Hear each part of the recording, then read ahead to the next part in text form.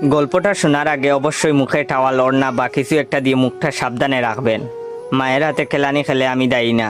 বল্টু হ উচ্চারণ করতে পারে না, হকে গো বলে ফেলে। ক্লাসে নতুন ম্যাডাম এসেছে, এবার পরিচয় পর্ব শুরু হলো। ম্যাডাম বলল, হাই ছাত্রছাত্রীরা, আমি পাখি, এবার তোমাদের পরিচয় দাও দেখি। হাই আমি মন্টু, হাই আমি সেন্টু, এভাবে যে যার মতো পরিচয় দিল। এবার বল্টুর পালা। বল্টু বলল, গাই আমি বল্টু। ম্যাডাম বললেন, কি বললে হারামি? বল্টু বলল, গাই বললাম, আপনি আমাকে গাই বলেছেন, আমিও আপনাকে গাই বললাম। ম্যাডাম বললেন, কি তোর সাহস কি করে হলো আমাকে গাই বলতে? কে তোকে এসব বলতে বলেছে, বল আমাকে।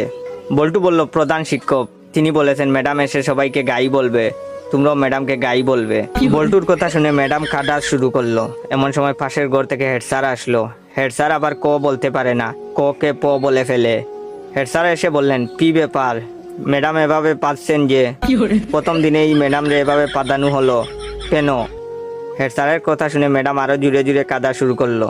হেড স্যার বললেন, প্লিজ ম্যাডাম, আপনি এত জুড়ে জুড়ে পাদবেন না, আজ আপনার প্রথম দিন, আপনি এত জুড়ে জুড়ে পাদলে মানুষ কি ভাববে? প্লিজ আস্তে আস্তে পাদুন, তাহলে আমরা ছাড়া আপনার পাদার শব্দ অন্যরা শুনতে পাবে না। হেড স্যারের কথা শুনে ম্যাডাম তো কাঁদতে কাঁদতে বেঞ্চের উপর শুয়ে পড়লো। এমন সময় টিওনো হাজির। টিওনো আবার শ বলতে পারে না, শকে ম বলে ফেলে।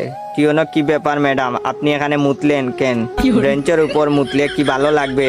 আপনার মুতার দরকার হলে আমাদের বলতে পারতেন, আমরা আপনাকে বিছানা তৈরি করে দিতাম, বিছানায় আপনি আরামে মুততে পারতেন। এমন সময় শিক্ষামন্ত্রী হাজির। শিক্ষামন্ত্রী আবার উপরের সবগুলো সমস্যা বিদ্যমান। শিক্ষামন্ত্রীকে যে যার মতো ঘটনা খুলে বলল। বল্টু বলল, আমি ম্যাডামকে গাই বলেছি। হেড স্যার বললেন, আমি ম্যাডামরে আসতে পারতে বলেছি। টিওনো বলল, ওদের কথার জন্য ম্যাডাম বেঞ্চের উপরে মুততেছিল, তাই আমি ম্যাডামকে বিছানায় মুততে বলেছি। তখন শিক্ষামন্ত্রী বললেন, ও বুঝেছি, গাইটা পাততে পাততে বেঞ্চের উপরে মুতেছে। এটা শোনার পর ম্যাডাম তো বেহুশ।